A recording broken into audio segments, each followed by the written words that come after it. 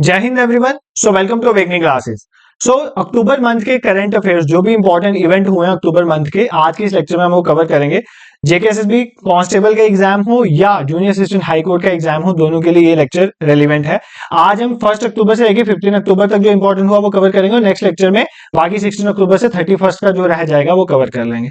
सो बिना time waste करे अपने लेक्चर को स्टार्ट करते हैं। सबसे पहला पॉइंट है काजिंड एक्सरसाइज हुई है। काजिंड स्टैंड्स फॉर, ये देखो यहाँ पर इंडिया और कजाकिस्तान। तो इंडिया और कजाकिस्तान दो कंट्रीज हैं, उनके बीच में ज्वाइंट मिलिट्री एक्सरसाइज हुई है जिसका नाम है काजिंड। ये कौन से नंबर की एक्सरसाइज थी? 8th नंबर की। ठीक है, 8th नंबर की एक्सरसाइज कहां पर हुई है? उत्तराखंड में हुई है।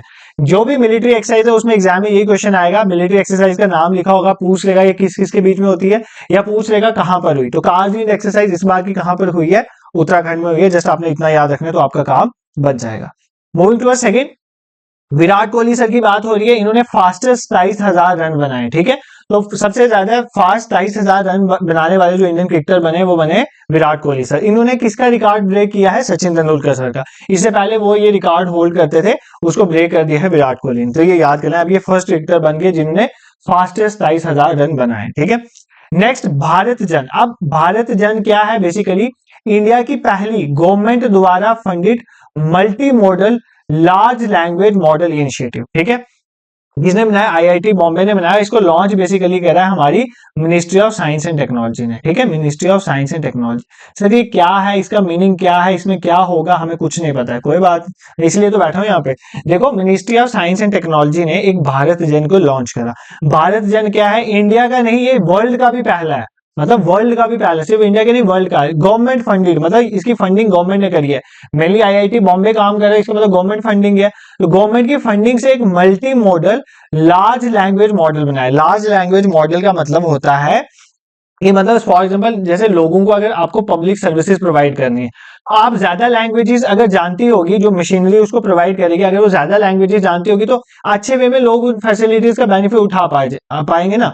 तो ये multi modal law language model में यही होता है कि एक ऐसा आर्टिफिशियल इंटेलिजेंस का सिस्टम होता है जिसमें डिफरेंट ह्यूमन लैंग्वेजेस जनरेट और अंडरस्टैंड करना बहुत ईजी हो जाता है। तो अब हम बहुत सारी लैंग्वेजेस में इंफॉर्मेशन पब्लिक सर्विसेज को प्रोवाइड कर पाएंगे। तो मतलब एक लैंग्वेज बेस्ड मॉडल है, इतना याद रखना। इसका नाम है भारत जन। किसने लॉन्च करा है? हमारी साइंस एंड टेक मिनिस्ट्री ने। और किसने बनाया इसको? आईआईटी बॉम्बे ने इसका इंपॉर्टेंट रोल रहा है। ठीक है, बस इतना ही याद करोगे काम बच जाएगा। Moving to next question, the cruise Bharat mission launch by union minister Shri Sarbananda Sonowal from Mumbai on 1 October 2024। ठीक है, क्रूज भारत मिशन में क्या? देखो आपको पता है ना क्रूज क्या होती है, जो मतलब काइंड ऑफ शिप की काइंड ऑफ होती है जो चलती हैं ओशंस वगैरह में, और ये बहुत बड़ा टूरिज्म सेक्टर है। तो उसके लिए एक मिशन लॉन्च हुआ है, क्रूज भारत मिशन। ठीक है, क्रूज भारत में इसमें क्या होगा कि हमारा इंडिया का एम्बिशन है कि हम क्रूज टूरिज्म को बढ़ाएंगे, और जितने अभी क्रूज में लोग आते हैं ना, क्रूज पार्टीज वगैरह में लोग आते हैं, उसको हम डबल कर देंगे 2029 तक। मतलब क्रूज टूरिज्म को डबल करना है 2029 तक, ये ईयर भी याद कर लेना। उसके लिए हमने क्रूज भारत मिशन को स्टार्ट करा। बहुत सिंपल था, इसमें तो कुछ इतना बताने वाला नहीं है। देखो, मैं एक एक करंट अफेयर पे ज्यादा टाइम वेस्ट नहीं करूंगा, जस्ट उतना बताऊंगा जो एग्जाम में पूछा जा सकता है, और आप भी मूव करते चलो। मतलब लाइफ में move on is very important. ठीक है, मूव ऑन करोगे तो फिर ही आगे बढ़ पाओगे। तो मतलब एक एक छोड़ो करंट अफेयर, जो जो इंपॉर्टेंट एग्जाम रेलिवेंट है वो पकड़ो, क्योंकि टाइम कम है अब, तो उसको कवर करते हो और आगे बढ़ते जाओ। ठीक है, अब मिस्टर बीस्ट जो है यूट्यूबर, ठीक है, एक यूट्यूब चैनल है करके, उनके सब्सक्राइबर हुए 317 मिलियन। ठीक है, उनकी नेट वर्थ है $500 मिलियन।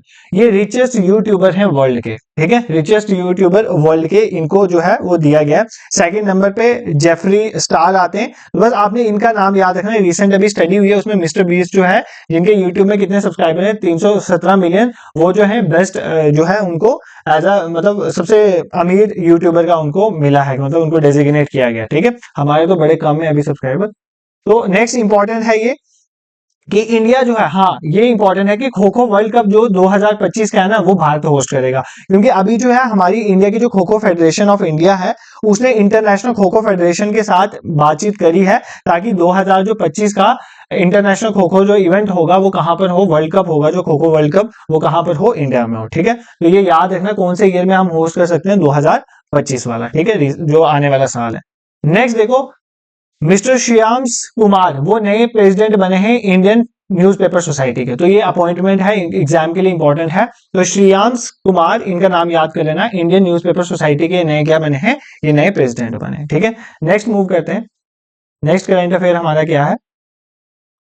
हाँ, women entrepreneurship platform in Telangana launch by NITI Aayog. देखो, नीति आयोग क्या है? भारत का थिंक टैंक है, मतलब एक जैसे पहले प्लानिंग कमीशन था उसकी जगह अब नीति आयोग आया। अब ये क्या कह रहा है? ये मतलब वुमेन एंटरप्रेन्योर को बढ़ाने के लिए डिफरेंट स्टेज में प्रोग्राम स्टार्ट कर रहा है। तो तेलंगाना में रिसेंटली नीति आयोग ने जो है तेलंगाना गवर्नमेंट के साथ मिलकर पहला स्टेट का जो है वुमेन एंटरप्रेन्योरशिप प्लेटफॉर्म जो है वो स्टार्ट किया है। तो ये याद कर लेना, कौन से स्टेट में हुआ है? अभी रिसेंटली तेलंगाना में हुआ है। ठीक है, अभी जो रिसेंटली SAFF साउथ एशिया जो फुटबॉल फेडरेशन है, वो जो कप होता है basically south Asian football federation, ठीक है, अंडर 17 जो चैंपियनशिप हुई है उसमें बेसिकली कौन जीता है? उसमें इंडिया जीता है। ठीक है, कौन जीता है? इंडिया। हमने किसको हराया? हमने बांग्लादेश को हराया। ठीक है, कहां पे हराया हमने? इंडिया ने बांग्लादेश में हराया।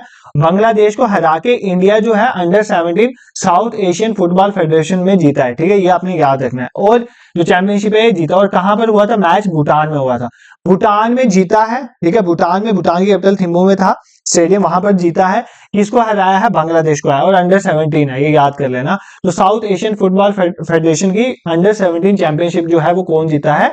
वो हमारा प्यारा भारत जीता है, ये आपने याद रखना है। ठीक है, नेक्स्ट देखो, धरती आबा जनजातीय ग्राम उत्कर्ष अभियान। तो मतलब ये एक स्कीम है बेसिकली जो प्राइम मिनिस्टर मोदी जी ने लॉन्च करी है। ठीक है, कहां से लॉन्च करी? ये इंपॉर्टेंट है, एग्जाम में पूछा जा सकता है कि ये स्कीम जो है मतलब ये किसके लिए है? देखो ना, जनजाति मतलब ट्राइबल्स के लिए स्कीम है। कहां से लॉन्च हुई है? झारखंड से लॉन्च हुई है। ये स्टेट याद कर लेना, कहां से लॉन्च हुई है? झारखंड से लॉन्च हुई है। इसमें कुछ नहीं है, इसमें मतलब 80,000 करोड़ के लगभग जो पैसा है वो डिफरेंट डिपार्टमेंट्स जो है कोऑर्डिनेट करके मतलब ट्राइबल एरिया के वेलफेयर के लिए एक स्कीम लॉन्च हुई है। जैसे आपने इतना याद रखना है। तो इसका फुल फॉर्म याद कर लेना। पहली बात आपको ऐसे पूछ सकता है DAGUA क्या है? तो धरती आबा जनजातीय ग्राम उत्कर्ष अभियान है। किसको लॉन्च किया है? पीएम मोदी ने। किसके लिए है? ट्राइबल्स के लिए। और कहां पर लॉन्च किया गया है? झारखंड में लॉन्च किया गया। बस इतना ही याद रखना है। ठीक है, moving towards next current affair, PM Modi inaugurates Jamaica मार्ग। ठीक है, जमाइका, जमाइका एक कंट्री है ना, उसके अभी रिसेंट उनके जो लीडर हैं वो इंडिया में आए हुए थे, ये दिख रहे हैं आपको। तो इनके जो बेसिकली इनको जमाइका को एक इंपॉर्टेंस शो करने के लिए कि इंडिया के लिए जमाइका कंट्री इंपॉर्टेंट रहा है, इसके लिए जो है एक जमाइका मार्ग, एक रोड का नाम दिया गया। अब ये कौन सी रोड है? देखो, जो जमाइका का हाई कमीशन है ना इंडिया में, जैसे डिफरेंट कंट्रीज के हाई कमीशन होते हैं ना इंडिया में दूसरे स्टेट में, जैसे अम्बेसडर वगैरह जहां बैठे हैं, तो जो जमाइका का हाई कमीशन है इंडिया में न्यू दिल्ली में, उसके सामने वाली जो रोड है उसका नाम जो है जमाइका मार्ग रख दिया गया। अब एग्जाम में ऐसे क्वेश्चन आ सकते हैं कि रिसेंटली किस कंट्री की के नाम पे हमने एक रोड का नाम रखा है अपना? तो जमाइका मार्ग। किसके लिए? जमाइका के लिए। ठीक है, सिंपल क्वेश्चन है, इसमें कुछ इतना बताने वाला नहीं है, बट फिर भी वर्ड्स कैसे याद रखने आपने देखना है। ठीक है, आप देखो, ई ग्रोसरी स्टोर, ग्रोसरी जो होता है, ठीक है, एक होता है क्रॉकरी, एक होता है ग्रोसरी। ग्रोसरी में खाने वाने का सामान मिलता है ना, दाले वाले ये वो। क्रॉकरी में क्या होता है? बर्तन वर्तन मिलते हैं। हाँ, तो ग्रोसरी जो है, ई ग्रोसरी मतलब इलेक्ट्रॉनिक वे में ग्रोसरी, मतलब कहने का मतलब है मतलब डिजिटलाइजेशन के थ्रू घर पे भी सामान आता होगा जो भी है। तो एक ई ग्रोसरी का एक स्टार्टअप खुला 2021 में। ठीक है, तो कहाँ, उसका नाम था जेप्टो। जेप्टो, ठीक है, कहाँ का है? मुंबई बेस्ड है बेसिकली। और ये इंडिया का पहला स्टार्टअप बना है 2023 में, जिसने एक साल के अंदर अंदर ही $1 बिलियन की वैल्यूएशन की है। तो उसकी वैल्यूएशन जो है अभी $1 बिलियन में है with in a time bound of 1 year. तो मतलब ये बना है जेप्टो। और ये बेसिकली किसने इसको ये स्टेटस दिया है?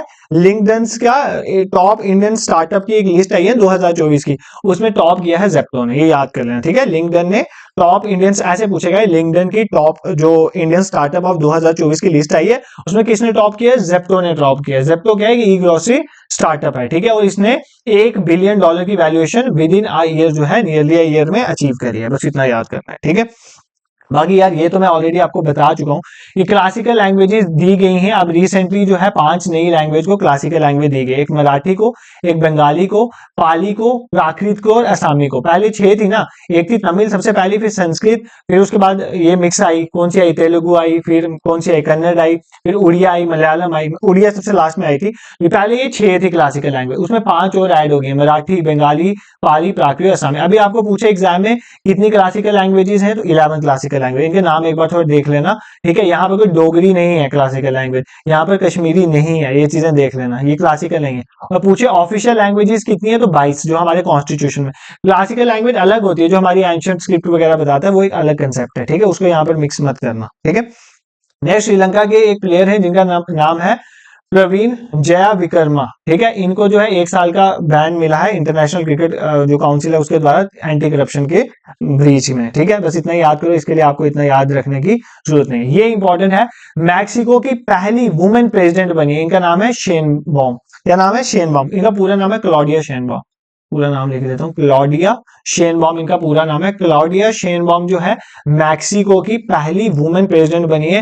वेरी वेरी इंपॉर्टेंट, एक तो वुमेन प्रेसिडेंट और किसी कंट्री की पहली वुमेन प्रेसिडेंट बनी है, तो ये इंपॉर्टेंट है। क्लॉडिया शेनबॉम, इनका नाम आपने याद रखना है, ठीक है। और तो ये करंट अफेयर मुझे लगता है मैंने पहले भी पढ़ा दिए, तो वापस देख लेना। आरती सरीन जो है पहली वुमेन डीजी बनी है आर्म फोर्स मेडिकल सर्विसेज में, ठीक है। मेडिकल सर्विसेज आर्म फोर्स में पहली वुमेन डायरेक्टर जनरल जो बनी है उनका नाम है आरती सरीन मैम, आप देख सकते हो, ठीक है। तो इनका भी आपने याद रखना है। नेक्स्ट देखो क्या इंपॉर्टेंट है। हाँ, प्रधानमंत्री नरेंद्र मोदी ने इनॉग्रेट करा है गेल्स का फर्स्ट सीबीजी प्लांट, कहां पर? झारखंड। आप दो यहाँ पर चीजें आपने याद रखनी, ठीक है। जो गेल्स, गेल क्या मतलब? गेल का जो पहला सीबीजी, सीबीजी मतलब कंप्रेस्ड बायोगैस प्लांट, ठीक है। कौन सा? कंप्रेस मतलब बायोगैस को कंप्रेस करके जो प्लांट बना है वो कहां पर इन्होंने इनॉग्रेट किया? रांची ने। इसके साथ मिलती जुलती एक और न्यूज थी, क्या थी? प्रधानमंत्री मोदी जी ने लॉन्च किया है गौशाला जिसमें बायो सीएनजी प्लांट होगा, वो कहां पर है? मध्य प्रदेश में। तो कंफ्यूज मत होना, जो गेल द्वारा, ठीक है, gas authority of India limited का पहला सीबीजी प्लांट, मतलब सीबीजी प्लांट की बात हो रही है, जो सीबीजी प्लांट है ना वो कहां पर हुआ है? कंप्रेस्ड बायोगैस प्लांट, वो झारखंड में लॉन्च हुआ है। और गौशाला जो लॉन्च हुई है जिसमें बायो सीएनजी का कंप्रेस नेचर, ये बायो कंप्रेस नेचुरल गैस का प्लांट है, ये कहां पर हुआ? मध्य प्रदेश में। वो सीबीजी है कंप्रेस बायोगैस वाला, और ये क्या है? कंप्रेस नेचुरल गैस वाला। तो ये याद कर लेना, ये कहां पर है? मध्य प्रदेश में, और ये झारखंड में, ठीक है। अब आई होप आपको इसमें प्रॉब्लम नहीं रही होगी, इसलिए मैंने साथ साथ इनको डाल दिया। अब उत्तराखंड ने सॉरी यूनाइटेड किंगडम ने एग्री किया है कि वो चागोस आइलैंड जो है वो किसको दे देंगे? मॉरिशियस को। देखो चागोस आइलैंड कहां पर है? हमारे इंडियन ओशन में ही आइलैंड है चागोस, ठीक है। मॉरिशियस को ये बेसिकली बिलोंग करते थे, बट यूके ने आपको पता है हर जगह अपनी कॉलोनी बनाया था, तो मॉरिशियस में भी इनकी कॉलोनी थी, तो इन्होंने चागोस को तब से अपने अंडर ही रखा हुआ था, मॉरिशियस को वापस दिया नहीं था। जैसे इंडिया से गए, अब इंडिया हमारा है ना, तो वैसे मॉरिशियस उनको नहीं दिया, मॉरिशियस को चागोस नहीं दिया था, बट अब ये एग्री हो गए ये चागोस आइलैंड को ट्रांसफर करेंगे किसको? मॉरिशियस को। तो ये चीज आपने याद रखनी है, ठीक है। नेक्स्ट, अविरल जैन का नाम याद रखोगे, इन्होंने आरबीआई को ज्वाइन किया एज एग्जीक्यूटिव डायरेक्टर। तो ऐसे आ सकता है कि नए एग्जीक्यूटिव डायरेक्टर आरबीआई के कौन बने हैं? तो अविरल जैन, ये वर्ड आपने याद रखना है, ये नाम आपके लिए इंपॉर्टेंट है, ठीक है। नेक्स्ट देखो, ईरानी कप। ईरानी कप कौन सी टीम ने जीता है? मुंबई ने जीता है, ठीक है। याद करना, मुंबई की टीम ने ईरानी कप जीता है इस साल का, 27 साल के बाद, मतलब काफी देर से, मतलब इनको नहीं मिल रहा था, और इस बार जो है मुंबई ने जीता है। इन्होंने किसको हराया है फाइनल में? रेस्ट ऑफ इंडिया को हराया, ठीक है। रेस्ट ऑफ इंडिया ने वो हराया। इसके कैप्टन कौन है? ये कौन है? कौन है ये फेमस पर्सनैलिटी जिसपे मैंने अभी सर्कल मार्क किया है? अजिंक्य रहाणे। तो अजिंक्य रहाणे मुंबई टीम के कैप्टन थे, और इन्होंने बेसिकली ईरानी कप जो है वो जिताया है आफ्टर ईयर ऑफ 27 ईयर, और फाइनल में किसको हराया है? रेस्ट ऑफ इंडिया को। बस इतना याद कर लो कि ईरानी कप जो है इस साल का किसने जीता है? मुंबई ने जीता है, और रेस्ट ऑफ इंडिया को हराया, और इसमें कैप्टन जो है मुंबई टीम के कौन थे, इतना आपने याद रखना है, ठीक है। नेक्स्ट जो है, अभी डीआरडीओ ने एक टेस्ट फायर करा है, यशोरैट्स। यशोरैट्स क्या है? 4th जनरेशन की मिसाइल जो है एक टेस्ट की है डीआरडीओ ने। बस इतना याद करना, क्योंकि आपका डिफेंस वाला कोई ऐसा एग्जाम नहीं है, बस इतना भी याद कर लोगे तो मतलब क्लियर हो जाएगा। कहां पर टेस्ट हुआ होगा? ऑब्वियस है, ज्यादातर टेस्ट हमारे राजस्थान के पोखरान में ही होते हैं, तो यहां पर आप याद कर सकते हो, ठीक है। प्रधानमंत्री नरेंद्र मोदी जी ने बंजारा विरासत म्यूजियम को इनॉग्रेट करा है महाराष्ट्र में, ठीक है। कहां पर? महाराष्ट्र में। देखो बंजारा कम्युनिटी जो है ना, उनके लिए बेसिकली एक म्यूजियम जो है बनाया गया है, जहां पर उनकी रिच हेरिटेज जो है उसके बारे में बताया जाएगा, ठीक है। 13 गैलरीज हैं इसमें, उसमें उनको बताया जाएगा। बेसिकली जो है संत सेवालाल महाराज और संत रामराव महाराज जो है बेसिकली बंजारा कम्युनिटी से बिलोंग करते हैं, उनको एक तरह का उनके लिए ट्रिब्यूट के लिए बेसिकली इस म्यूजियम को बनाया गया। तो ये याद कर लेना कि प्रधानमंत्री मोदी ने बंजारा विरासत म्यूजियम कहां पर इनॉग्रेट किया, बस इससे यही क्वेश्चन आएगा, कहां पर इनॉग्रेट करा? महाराष्ट्र में, इतना आपने याद रखना है, ठीक है। आपने मालाबार एक्सरसाइज का नाम सुना होगा, तो 2024 की मालाबार एक्सरसाइज इंडिया में होने जा रही है। कहां पर होगी? विशाखापट्टनम में। याद कर लेना, आंध्र प्रदेश विशाखापट्टनम में 8 अक्टूबर से स्टार्ट होगी ये, ठीक है। 8 अक्टूबर से स्टार्ट होगी थी। तो ये कौन सी एक्सरसाइज है? मालाबार एक्सरसाइज। कौन कौन पार्टिसिपेट करता है मालाबार एक्सरसाइज में? इंडिया होगा, ऑस्ट्रेलिया, जापान और यूएसए, ठीक है। तो ये चारों पार्टिसिपेट करते हैं, इस बार की कहां पर हो रही है? आंध्र प्रदेश के विशाखापट्टनम में, ठीक है। अब इंडियन एयरफोर्स ने अपना सेलिब्रेट करा 92nd एनिवर्सरी जो है अपनी सेलिब्रेट करी, और चेन्नई में बहुत बड़ा मेगा शो इनका होता है। तो ऐसा पूछा जा सकता है कि इंडियन एयरफोर्स, एक तो एयरफोर्स डे कब होता है ये पूछा जा सकता है, और ये पूछा जा सकता है कि बेसिकली इन्होंने जो मेगा शो है इस बार का कहां पर किया है, तो चेन्नई में करा है। ठीक है, इतना याद कर लेना। तो मेगा शो कहां पर हुआ है, चेन्नई में हुआ है। ठीक है, अब बीसीसीआई जो है उन्होंने करप्शन को रोकने के लिए retired IPS officer Sharad Kumar को नया चीफ चुना है एंटी करप्शन यूनिट का।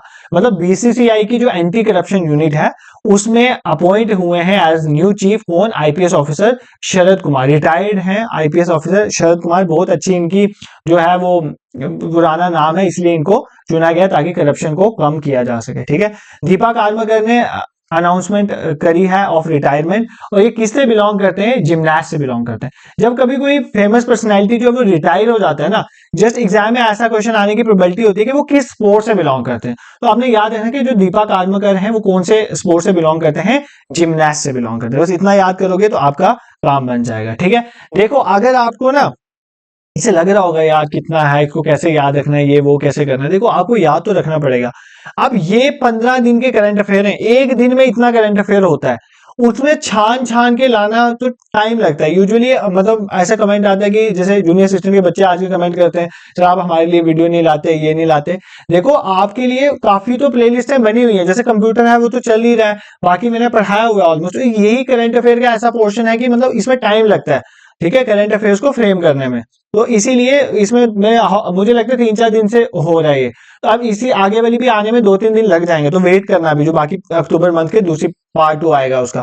तो आप जो है सिंसियरिटी से पढ़ते चलो, और बाकी जो मैं पढ़ा रहा हूँ अभी तक जो मैंने पढ़ाया उसको कंप्लीट करो। जैसे कल मैं इंग्लिश का भी लेक्चर लाने की कोशिश करूंगा, और बाकी जेके भी कांस्टेबल के बच्चों के लिए क्लासेस तो आ ही रही हैं, उनमें तो कोई दिक्कत ही नहीं है। ठीक है, नेक्स्ट जो है एयर मार्शल एसपी धरकर जो है वो वाइस चीफ बने एयर स्टाफ पोजीशन के। ठीक है, याद कर लेना एसपी धरकर, थोड़ा ऐसे याद कर लेना कि वाइस चीफ बने हैं एयर स्टाफ पोजीशन। इनको तो आप जानते ही होंगे, पंकज अडवाणी। ठीक है, इनका नाम आपने बड़ा ही सुना होगा, बिलियर्ड्स ठीक है खेलते हैं ये।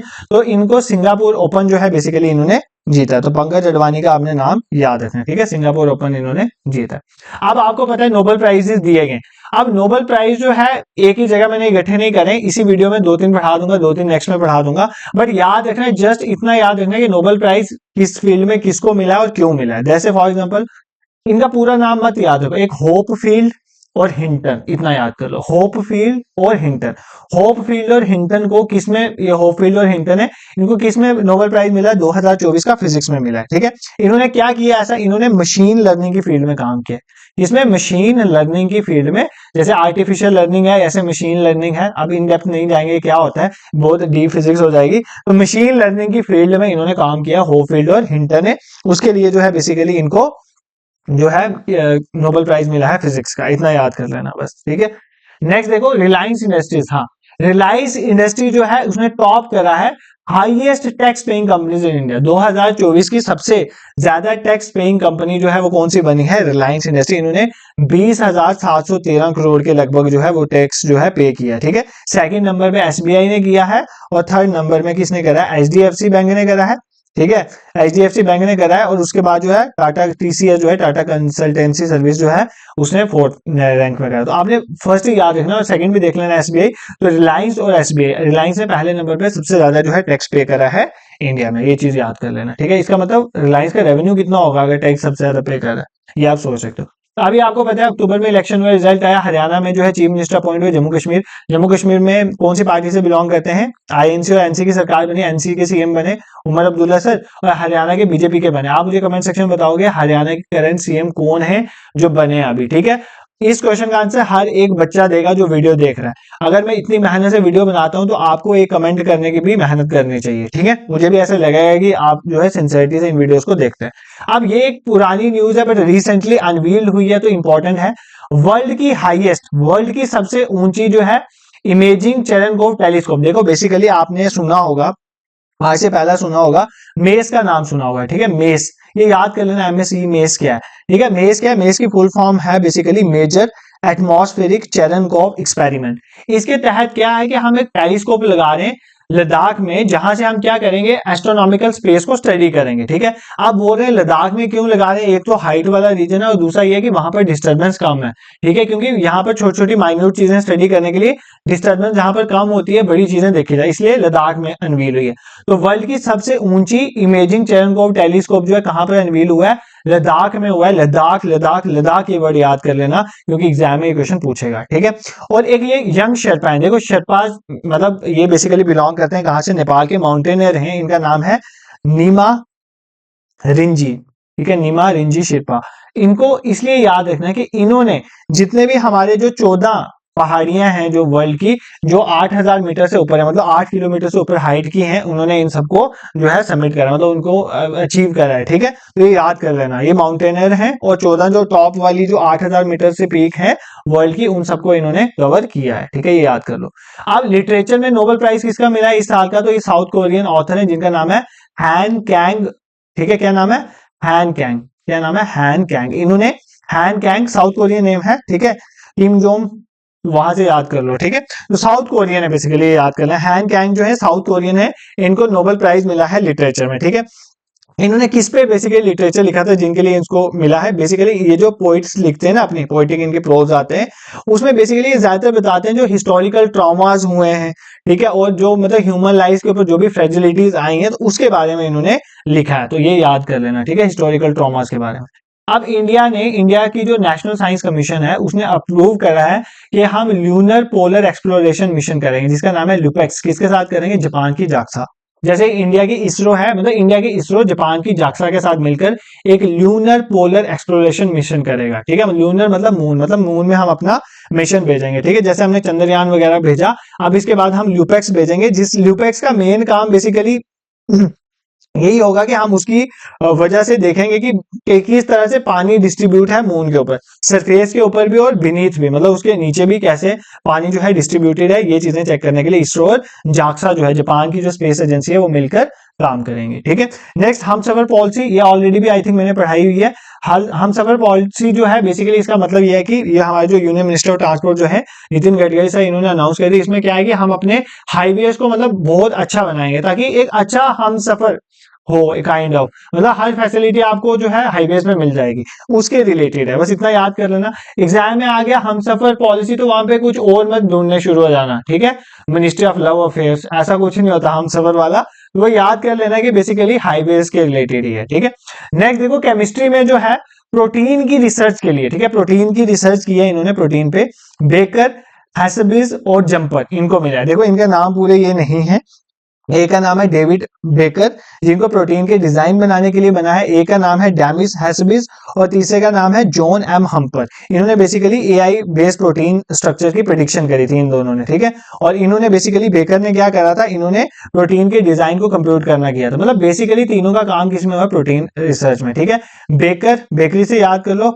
हैसबिस और जंपर। ठीक है, जंपर ऐसे याद कर लो ताकि दिमाग में बैठ जाए, इन्होंने प्रोटीन के लिए काम किया था। और अगर मैं लिटरेचर में पूछूं तो लिटरेचर में कौन थे, ये आपको आना चाहिए ना याद थोड़ा सा, कि लिटरेचर में कौन थे। देखो आप ऊपर नहीं जाएंगे, यहीं पे याद करेंगे। उनका क्या नाम था, ऑथर थे ना हैन कैंग, क्या नाम था, हैन कैंग, याद करो हैन कैंग। ठीक है, साउथ कोरिया से बिलोंग करते थे, तो इतना आपने याद रखना है, ये इंपॉर्टेंट है, इससे एग्जाम में क्वेश्चन आते हैं। सबसे इंपॉर्टेंट है नोबेल पीस प्राइज। देखो जो जो एक एक पर्सनैलिटी को मिला है वो तो बहुत इंपॉर्टेंट है।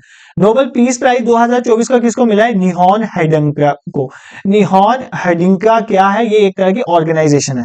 कहाँ की ऑर्गेनाइजेशन है, जापान की ऑर्गेनाइजेशन है। बेसिकली ये क्या है, ये ऑर्गेनाइजेशन इस चीज पे काम करती है कि बेसिकली न्यूक्लियर वेपन्स वगैरह नहीं बनने चाहिए, क्योंकि हिरोशिमा और नागासाकी में हुआ था एटम बम, तो देखो कितना नुकसान हुआ था। ये इस चीज पे एम्फेसाइज करता है, तो पीस मेंटेन करने की बात करता है, इसलिए निहोन हिडेंक्यो को बेसिकली ऑर्गेनाइजेशन जो है इसको जो है 2024 का नोबेल पीस प्राइज मिला। ठीक है, आप थोड़े ही करंट अफेयर रह गए, थोड़ा पेशेंस बना के ये कवर करके चलेंगे, एटलीस्ट जितना आज हमने वीडियो में डाला है। ठीक है, अब देखो एशिया के लॉ पीडीआर जो बेसिकली एक सबमिट हुई, 21 एशियान इंडियन सबमिट हुई, कहां पर हुई है, विंटेन में हुई है। ठीक है, विंटेन में हुई है, इतना याद कर लेना। ठीक है, इंडिया ने इसमें पार्टिसिपेट करा, तो इतना याद कर लोगे तो सफिशिएंट है।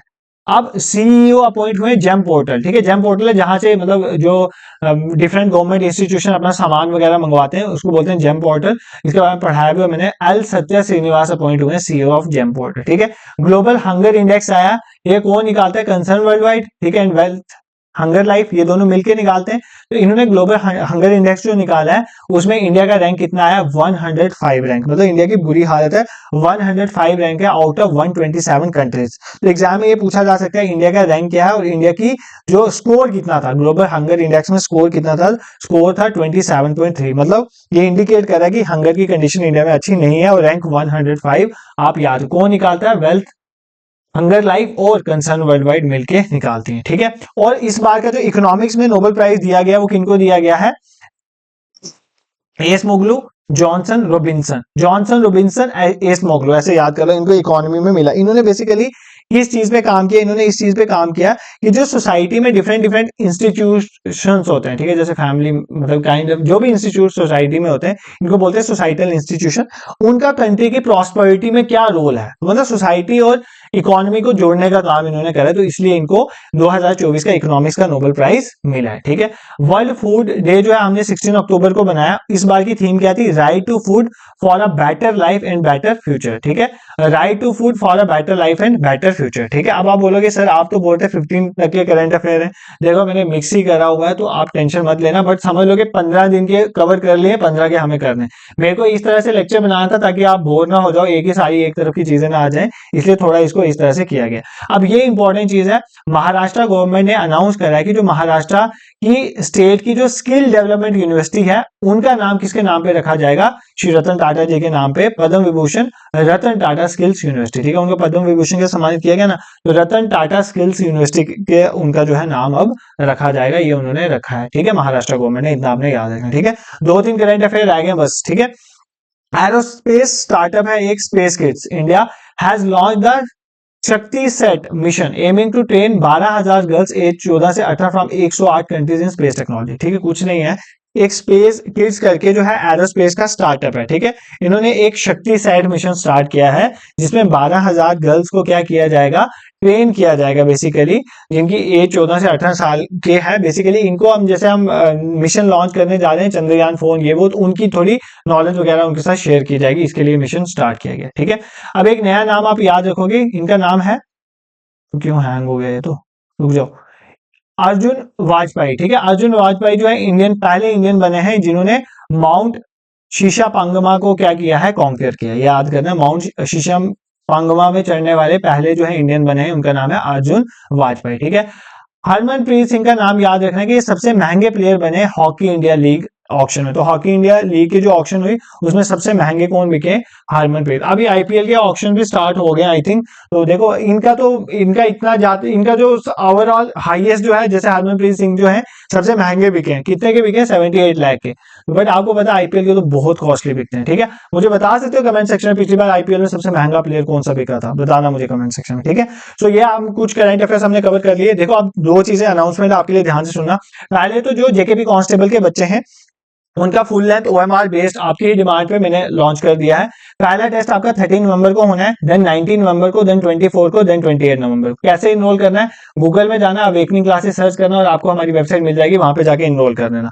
नहीं समझ आया तो मैं कमेंट सेक्शन में एक वीडियो पिन कर रहा हूँ, 5-6 मिनट की वीडियो, उसको देख लो, मैंने कल ही वीडियो डाली है, आज सुबह ही डाली है, इवनली आज ही वीडियो डाला, तो आज सुबह ही वीडियो डाली है, उसको देख लेना, डिस्क्रिप्शन में भी डाल दूंगा, आपको समझ आए। जस्ट 49 रुपीज में ये चारों मॉक टेस्ट आपको प्रोवाइड होंगे, क्योंकि मुझे अपने टीम मेंबर्स और सब कुछ देखना है, ठीक है। जहां पर हम वेबसाइट में आपको प्रोवाइड करते हैं ना, वो हमें फ्री, एक चीज कई बच्चे से कमेंट कर देते हैं कि सर आप फ्री पढ़ाते हो बट आप मॉक टेस्ट में क्यों करते हो। देखो मेरी बात सुनो, जो मैं सर्विस प्रोवाइड करता हूँ ना, तो वो डोमेन सर्वर से मेरे से पैसे लेते हैं, वो ये नहीं देखते कि ये फ्री पढ़ाते हैं तो इसको पैसे नहीं लेंगे इससे, वो लेते हैं मेरे से पैसे। तो ये कुछ चीजों में ना ऐसे मतलब मत करा करो, ठीक है। आप मतलब 2-3 हजार पे कर सकते हो, बट आपको 49 रुपीज देने में आपको मतलब गरीबी आ जाती है बहुत ज्यादा, क्या यार, ठीक है। इसको तो साइड रखो, जिनको इनरोल करना है वो करेंगे, क्योंकि मॉक टेस्ट का मेरा लेवल वही होता है, मैं हर बच्चे का फ्यूचर देख के मॉक टेस्ट सेट करता हूँ और खुद करता हूँ और एग्जाम्स के एक्सपीरियंस के साथ करता हूँ, ठीक है। बाकी जो जूनियर असिस्टेंट के बच्चे हैं ना, उनके लिए आज अभी तक मैंने वैसे अपने टीम मेंबर को बोला था, अभी तक आपका जो जीके और करंट अफेयर वाला सेक्शनल टेस्ट है बाकी तो हो चुके हैं, आप दे चुके हो, जिन्हें नहीं दिए वो अभी इनरोल कर सकते हो। आपकी वीडियो डाल दूंगा डिस्क्रिप्शन में, देख लेना। तो जिन्होंने अभी तक इनरोल नहीं करा वो कर लो, जिन्होंने इनरोल किया अभी मैं करवा देता हूं अगर नहीं हुआ है। जीके और करंट अफेयर्स का आज आपका एक सेक्शनल टेस्ट और अपलोड है, मतलब अभी तक आपके कंप्यूटर के 3 सेक्शनल टेस्ट हो चुके हैं, इंग्लिश के 3 हो चुके हैं और जॉब रिलेटेड अवेयरनेस के 3 सेक्शनल टेस्ट हो चुके हैं। आज मैं जीके एंड करंट अफेयर्स का करवाऊंगा, एक में 2-3 दिनों में और दूसरा करवा दूंगा। उसके बाद जो तीसरा जीके और करंट अफेयर्स का बचेगा और जो 2 फुल लेंथ मॉक टेस्ट है वो थोड़े दिनों के बाद मैं आपको प्रोवाइड कर दूंगा, क्योंकि थोड़ा एग्जाम की जब डेट आएगी तब फुल लेंथ मॉक टेस्ट देने का बेनिफिट है, इसलिए मैंने थोड़ा उन पे डिले रखा हुआ है। ठीक है, बाकी ये पीडीएफ वगैरह टेलीग्राम ग्रुप में मिल जाती है, लिंक डिस्क्रिप्शन में डाल दूंगा। और उसके साथ जो है व्हाट्सएप ग्रुप को भी आप ज्वाइन कर सकते हो daily current affair important announcement के लिए। बाकी प्लेलिस्ट बनी है यूट्यूब में, सब फ्री है, आप इन चीजों को पढ़ें। और अगर आप चैनल पे नए हैं तो आप सब्सक्राइब भी कर सकते हो अगर आपको हमारा इनिशिएटिव पसंद आ रहा है। This is it for today, thank you so much for watching.